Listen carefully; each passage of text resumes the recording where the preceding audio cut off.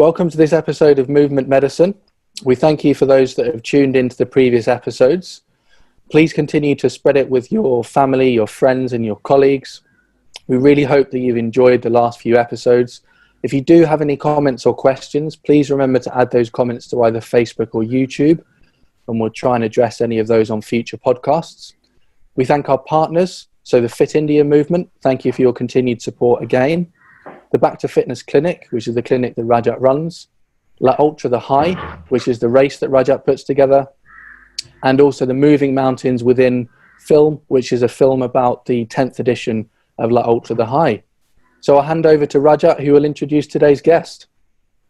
Thank you, Darren. And today we have a guest who we've never met, I think, and we know each other for the last 15 years, which is the interesting part.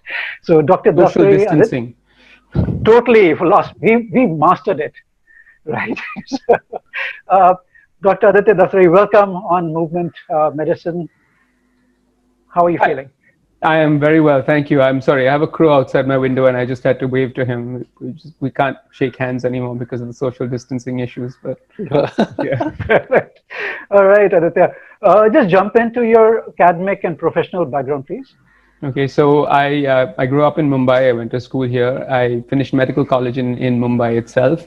Then I decided I wanted to go to the United States. So I was there for a few years. I did a research fellowship in a bunch of different things, which was a year-long fellowship. And then after that, I went into nuclear medicine, where I met one of my first people who helped me a lot with sport or told me about sport, which is Dr. John Seibel, who was a nuclear medicine physician, a psychiatrist.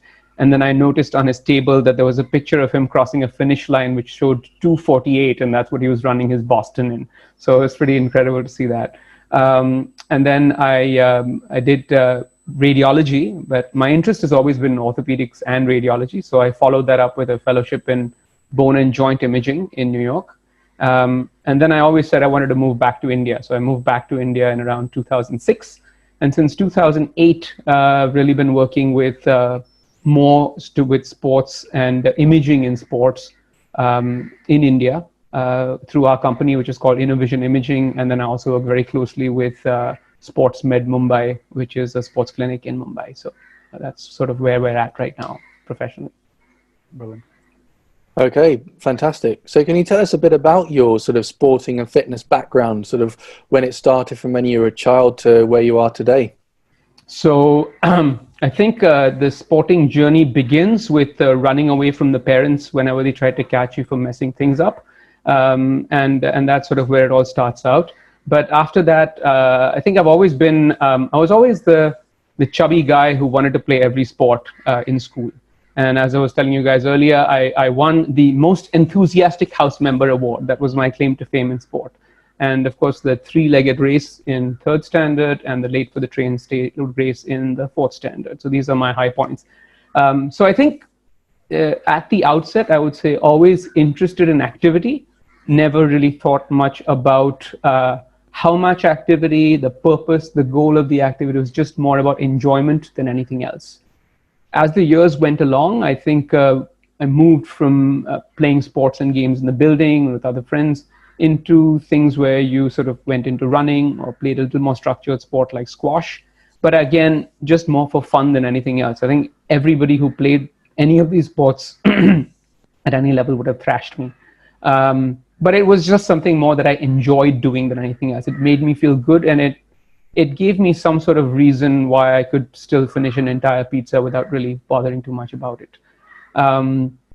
Fast forward a few years with a little bit of the running, moved to the US, met some other people who ran, started running a little bit more, feeling better about it. Met a really good group of people who played squash and really enjoyed that, the social as well as the physical aspect of the sport, and got into it.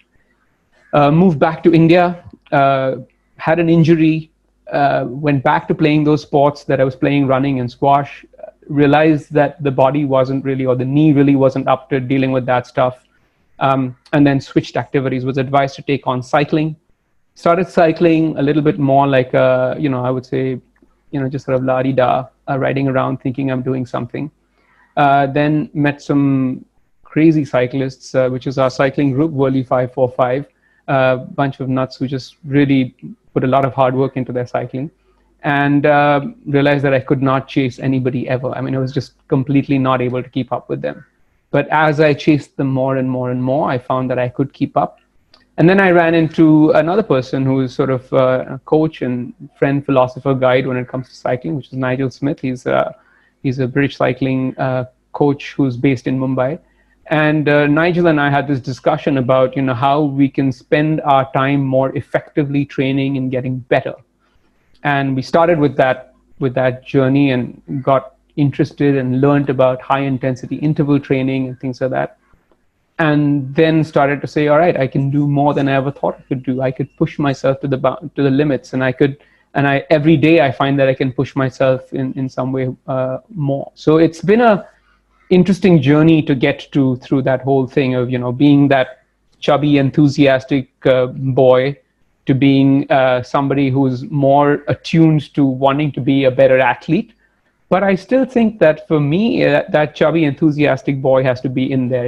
If I become like this insane athlete, it will extract the essence of me. But everyone is different. So it's about finding your journey and following it. And that's my journey. And what I'm learning sort of more recently in this journey a little bit is that you have successes, you keep hitting highs, and then you have lulls. And you have things where you give up and you step away and you find other things in life that make you busy and you can't follow these dreams that you have. And then you slump and you put on weight and you get slower. And then you just have to punch your way back. So it's always a cycle that you go through, and it's so ironic that it's my cycling cycle that I have to go through. But it's something that all of us have to do. And as long as your long-term vision is to stay fit, I think you'll find a way to keep working on these things. So that's sort of at least where I'm from. Aditya, that's awesome. So talking about the joy of cycling and all that, where are you right now with this whole stand-up comedy part, the social media bit? What's going on with that? Tell us please about it. I'm sitting, so it's not much to stand up. We're social distancing, so there's really no rooms running, but it's interesting. People are running stand-up comedy. My life in the past has always been, about making people around me laugh. I think it's an important activity to have. I think it's an important thing to do. I started out I actually never thought about doing stand-up comedy till a friend of mine, Ash Chandler, who came to me as a patient at that point in time, and he and I were talking, and he says to me, Doc, you should do stand-up. And I was like, really? I've never done that. How do you do that? And he says, I can help you. I do a lot of stand-up comedy. And I said, really? So he got me hooked up at a stand-up club, and I went and did a set. I wrote 4 minutes of comedy, and I went out and I performed the set, and I got a few sniggers, and I thought, oh, wow, I'm awesome. I can do this stuff. And then a few weeks later, I got another set, and I went again to do a set. But by this time, I had this vision that I was Jim Carrey or, Robin Williams. And I went up on stage, and I started doing all this crazy stuff that I was really funny, and I just found pin drop silence in front of me. It's the most devastating thing that has happened to me. I mean, if you wanted to see an ego punctured quick, there's no faster way to see it punctured. And so I decided to sulk. I went into a 2-year sulk. I said, you, the audience, do not deserve my humor. I'm way too funny for you, and I'm sorry, this is just not happening. And then I, again, went on a cycling trip with the boys. Everybody started laughing, and everyone was like, you got to do something. So I started a little YouTube channel, and it's called The Qwak, Qwak, so Qwak in comedy. And I started putting out things more of local humors. I have like a character who is who's the American Gujarati guy who keeps going like, when I came to America, I had only $5 in my pocket. Look at me now, a couple $1 million in the bank. I'm like really big and famous, So it's one of those guys is that, and then hits his little ironic take on the world and how he's always so good and how he knows everybody and everybody's his friend. Donald is my friend, and we're hanging out in Narendra, we're like really cool, tight, And then there's another guy who's it's a small little tiny community in India, which is the Parsis. It's probably bigger in England now.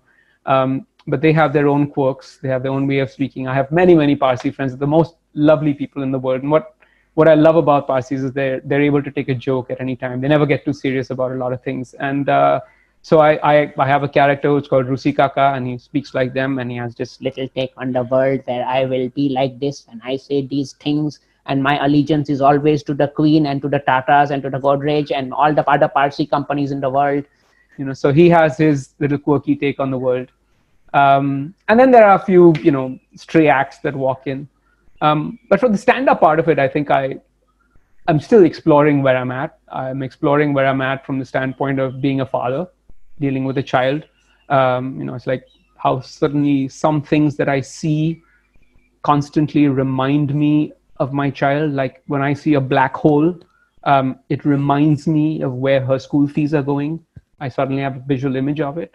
So it's these kind of things, that these ironies of life, or and as a husband, where you're at, like you're never really able to do anything right. Like my wife has taught me so much math. She adds up everything I do wrong, subtracts anything I do right, multiplies it exponentially, divides it equally across 18 years of marriage, and then I'm good. She even gives me some interest. It's really nice, it's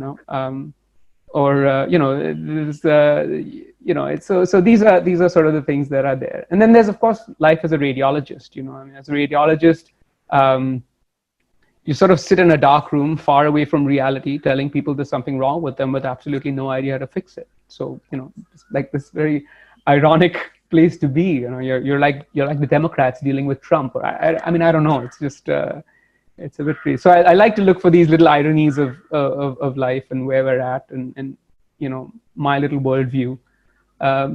It has a little bit of a following, and then it doesn't. So the comedy scene here is interesting. It's mostly 25 and 30-year-olds who are watching comedy, and here you are, and doing comedy, and here you are 46 going out there and trying to deal with them and explain your little worldview to them. So it's fun. So how do you bring your comedy into the workplace? Can you sort of interact with your colleagues and have a laugh, or with your patients? Yes. Both? I have the most fantastic workplace. There are people who, we go to work in shorts, a lot of us, and which is really nice for a medical establishment. Everybody looks at that very weirdly. Patients will often come and ask, hey doc, I'm so sorry you had to come in on your off day. And so I always tell them, yes, that's right. That's why I have to bill you double today. But yeah, Anand Joshi, who I work with, is fantastic. The entire team we work with has a great sense of humor. So it's literally like you can go out any day, just walk into the doctor's lounge and start up on a set, and you'll have a set audience of like 5 people in front of you to go at. So that's great. They have a board outside with a little description for each of the physicians and what their backgrounds are. Mine very clearly states stand-up comedian. So patients read that and they already come in expecting this, whack job to be there. So that's nice. And I think humor is a great way to break the ice. I mean, we forget for what we do routinely is so we sort of think of it as so routine, whereas for anybody else who's getting it the first time, like the first time you're getting an injection, it's a daunting experience. You have no idea why you're getting it, what it's going to be. I mean, people ask you the question, like, and I always joke about this, like people ask you the question, will it hurt? And I'm like, I don't know. I'm putting a metal object into your body. I'm not sure if it'll hurt or not. I mean, so it's playing with that. But I think if you go back to the roots of humor is about being in a safe space. Like when you see somebody fall, the moment he gets up, you laugh. If the person has fallen down and they haven't got up, you don't laugh because you don't know whether they're safe or not. But the moment they're getting up, you can see they're okay, then you can all start laughing because it was funny. So it's a release that you've reached a safe space. So I think bringing that laughter into the workspace is very important for patients. I think it makes them feel better about things. Of course, when things don't go right, they think that guy was such a joker, I'm really never going back to him. But that's live by the sword, die by the sword, Totally, yeah. And Aditya, I mean, laughter is the best medicine, isn't it? So yeah, absolutely. Yeah. Now, adding that whole physical part of things that you do, your sports and physical activity, how has that changed the practice, or how are you different from others, rather than changed for you, but versus a colleague who's a radiologist? So I think part of the difference from comes from where I work. I work in a completely integrated environment. So, my reading room is across the corridor from where they're seeing patients, where the orthopedic surgeons are seeing patients. which is across the door from the doctor's lounge, which is across the door from the operating room, which is across the door from the patient rooms. So everything is integrated. So if we, if a patient comes in, they see the orthopedic surgeon, somebody will call you into the room and say, can you look at the MRI and tell me what you think? And then you say, I think this, and they say, well, I agree with you, but there's this, and can you see something else? So you actually see the patient being examined. They decide that somebody should go in for an injection, you do the injection, they come back next week, they will knock on your door, hey doc, thanks, I'm feeling better. Doc, really no difference to from what you did to me. So you learn from that process as well. So from that standpoint, you're far more integrated, you understand the outcomes of what you're doing and who is likely to respond, not likely to respond. From the standpoint of being physically active and doing this stuff, I think the important things are you realize that when an elite athlete comes in, what the needs on the body are, what the requirements of the day are, the fact that they need to get into a tournament the next day or the next week, the rapidity with which they need to return to play.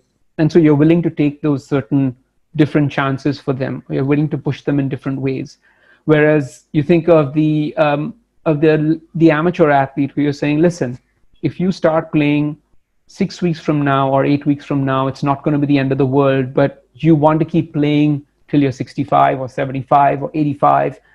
So let's look at this from a more long-term perspective than from a more short-term perspective. So I think as somebody who is pushing oneself, you understand the need to push oneself and when to push oneself and how to push oneself and the small things that make a difference, even psychologically. I mean, I think some things that footballers want. They want a PRP injection for a muscle injury. I think it's got a greater supraclavicular role than anything else. But you would say that, okay, there's good reason to do it and you do it.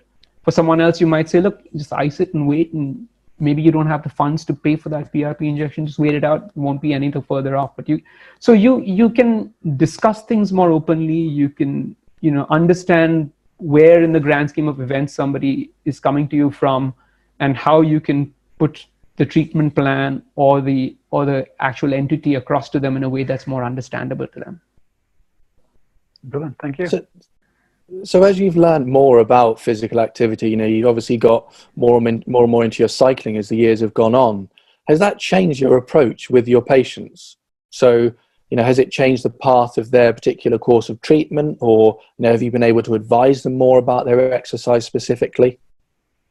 Definitely. I think when you go through a journey, you remember the little bits and pieces of your journey. So if I have a patient who comes in and says, but I don't know how to start cycling, I don't know how to exercise, I don't know what I should do about reducing my weight, I don't know whether I should reduce my weight. And these are, mind you, I'm a radiologist, so these are very casual conversations that happen usually during an ultrasound examination or during an injection or something like that. And I think if you think back to those little triggers, and I think we were talking a little bit earlier when we're talking about a weight journey or about nutrition, I'd never been anybody to look at my nutrition at all. And one of the stories that I have is I was riding along with my buddies the other day, and we were talking about how do you lose weight to cycle.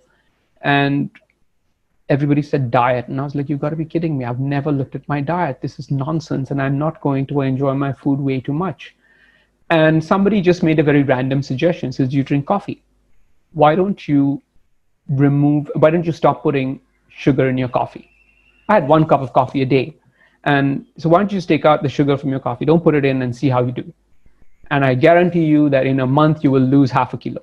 And I said, really? Okay, fine. And I stopped putting sugar in my coffee for 1 cup for 1 day.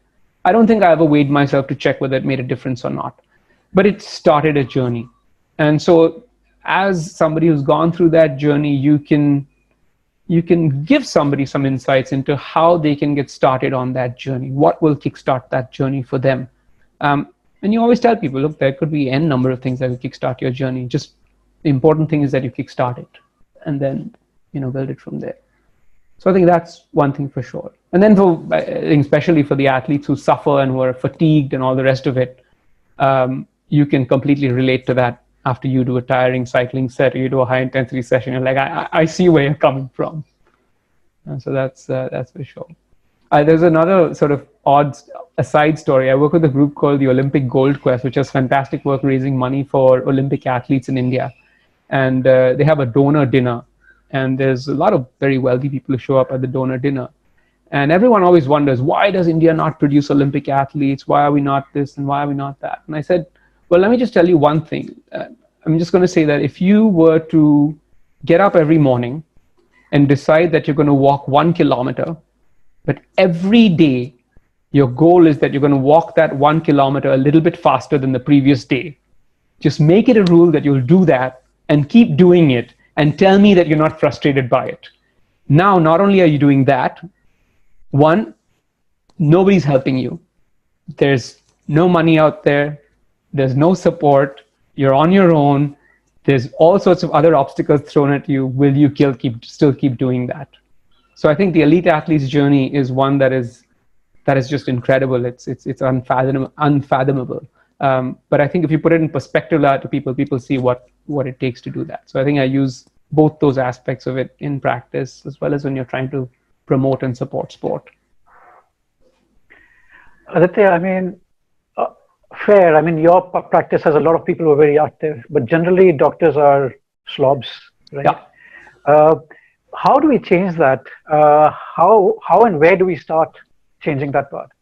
So I think that it's an interesting point. I mean, we have some doctors who would really like to exercise. Like we have one in our group who says, every day I watch YouTube videos of people doing sit-ups. And I said, that's really good. When are you going to be one of those people? But and we have this, what is the motivating factor? And I think one of the things that happens is we always hear about incredible stories. We always hear about so-and-so went and ran the marathon. So-and-so went and ran the, something else. We don't hear about the little stories, the ones that are reachable, the ones that are like, oh, I can do that. And so, a friend of mine and I have started this little Instagram handle, Abhay Nene, and I have started this Instagram handle during the lockdown. It's called #LockdownLikeDocs. And what we're trying to do over there is just give people different tips of how doctors are dealing with this. And we're talking about fitness, and I constantly talk about things that are small, like, a Tabata drill. It's something that anybody and everybody can do.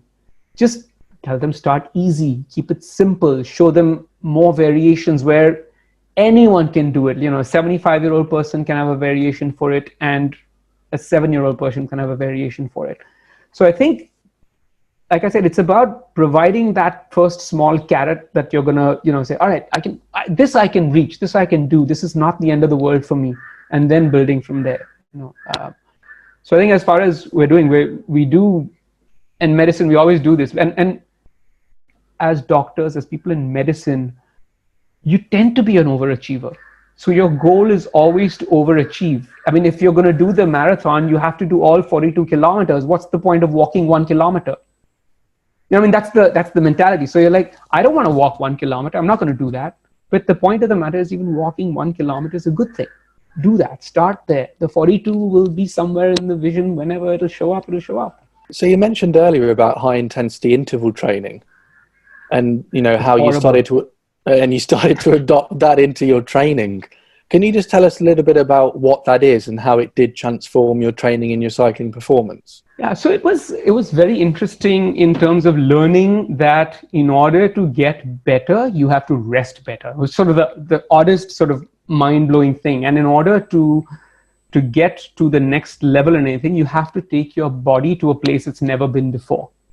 And so, just sort of understand. And I think the other thing was is to believe in it. So if you see people out there who go out there and smash themselves through for 1 hour, and you don't do that, you feel that you're losing out. But instead you go and do that session where you say, all right, I'm going to do a little warm up for 20 minutes. Then I'm going to do 16 minutes or 20 minutes of intensely hard work. And then another 10, 15 minutes of cool down. You think that, how can that be anything like doing 1 hour of crazy stuff? And the truth of the matter is that over the years, you realize that the people that you were riding with that 1 hour of the crazy stuff who you could never keep up with, just by following the high intensity interval training program, keeping up with them, following them, even potentially getting ahead of some of them is not that hard. So the idea that you take your body to places it's never been before, show it the window that this is where you're at, and then come back down. I think that's where high intensity interval training goes. And I think there's also a certain, I don't know, I mean, obviously when you do it, it's horribly painful. But thanks to that, you get a great endorphin rush. And that's what really brings you back to going back and doing that thing again. But I tell you, when you get onto that bike and you're going to start a session, you're like, oh my God, just anything but this. But when you're done, you just feel like, oh my God, thank God I did this. So it's, I think it's also playing with your neurotransmitters, and that's what really helps. I'm not sure if that answers the question exactly, but sort of where I've been, what works for me as far as it goes. No, that's brilliant. Aditya, Thank you. Yeah, Aditya, just going back to the point you raised earlier, that it doesn't have to be about that amazing, incredible stuff. Because 90%, or I would say 99%, it's totally fine. If it's actually about the very average, can you walk 3 kilometers? Can you do 10 push-ups? Right. Can you climb a flight of stairs? Just say a little bit more about that, please, because I think that's the most powerful, right? It doesn't have to be a marathon at all, walk or run. Right. So, I mean, I think maybe we should just have like the police has an entrance test. Maybe all doctors should have to, like with their CMEs, they should have to go through like a small little fitness routine every year. That, okay, I can walk around, my respiratory capacity is okay, my, whatever else is fine, and they have to document that as well. I mean, they're doing it in schools. They're tracking everybody on fitness. So it's become about mental fitness, physical fitness, social well-being, as well as then your academic prowess. So perhaps we should throw something like that in.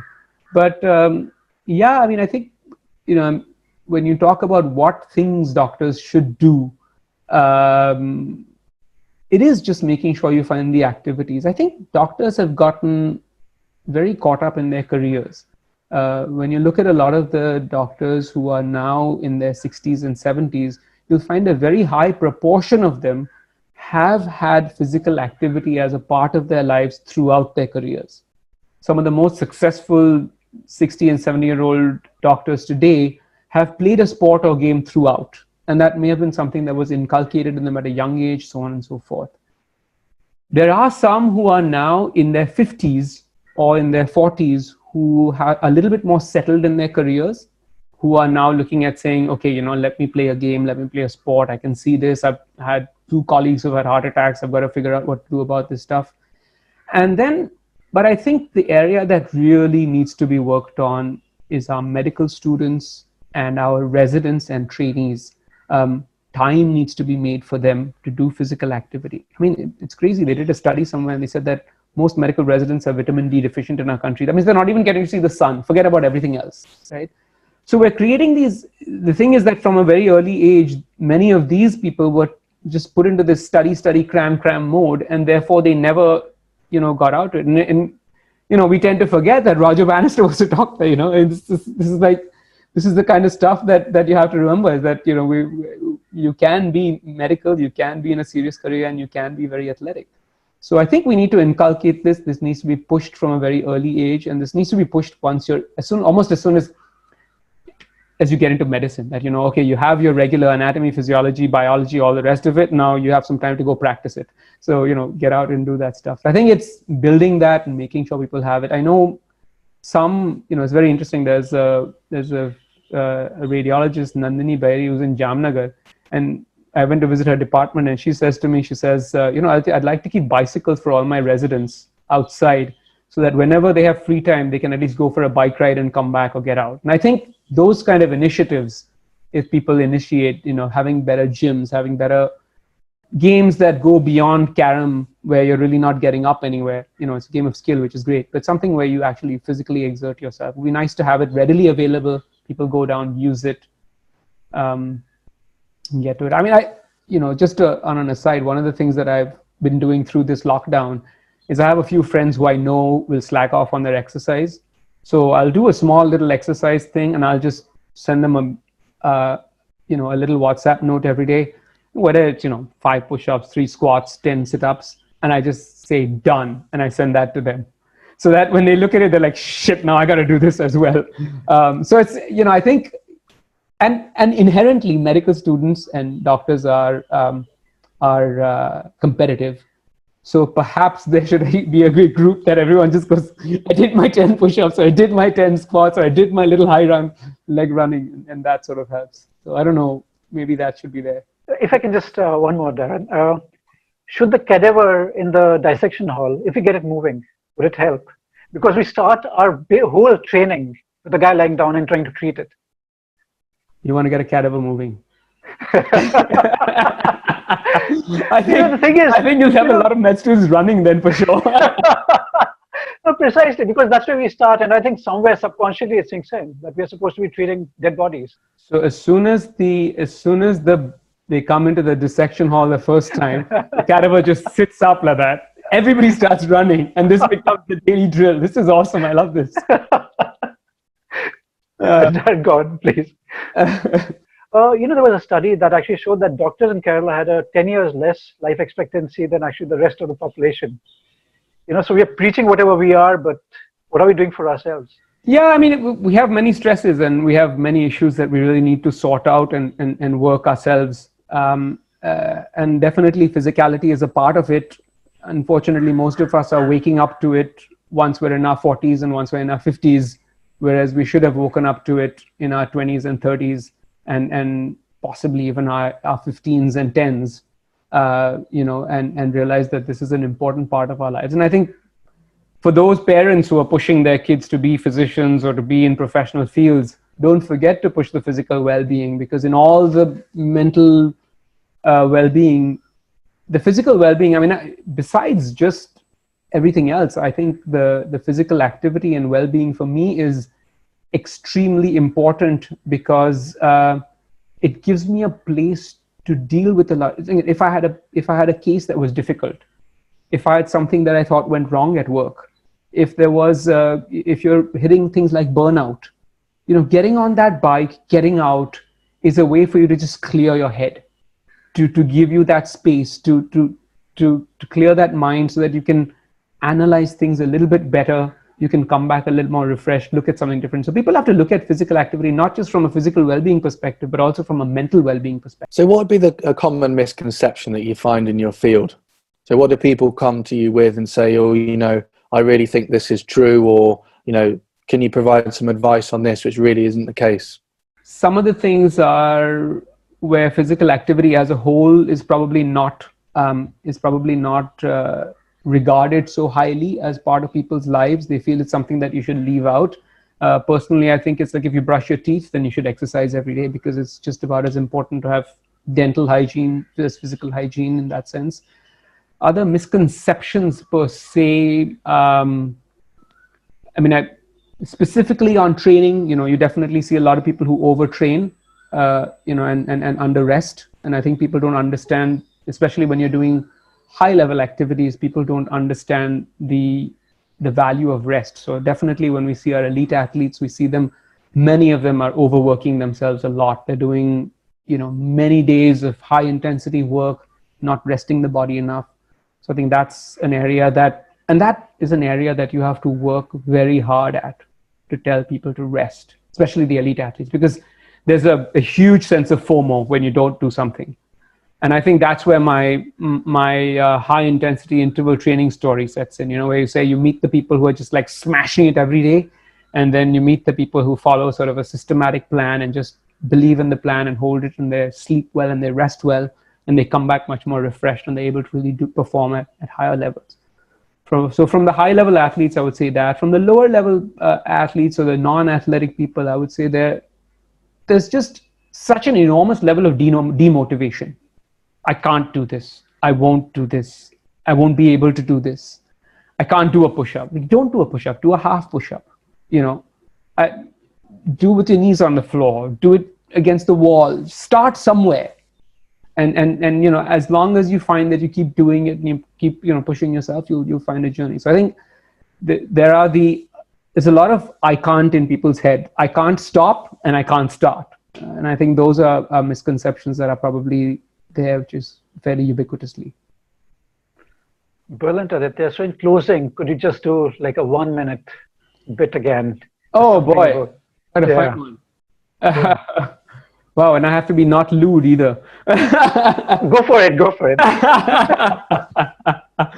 No, I can't. I got to think of one that's quick. Well, I think. Lockdown, coronavirus lockdown. Come on. Oh, coronavirus lockdown. Good God, I had some horrible ones that went out at coronavirus. I can't possibly do those.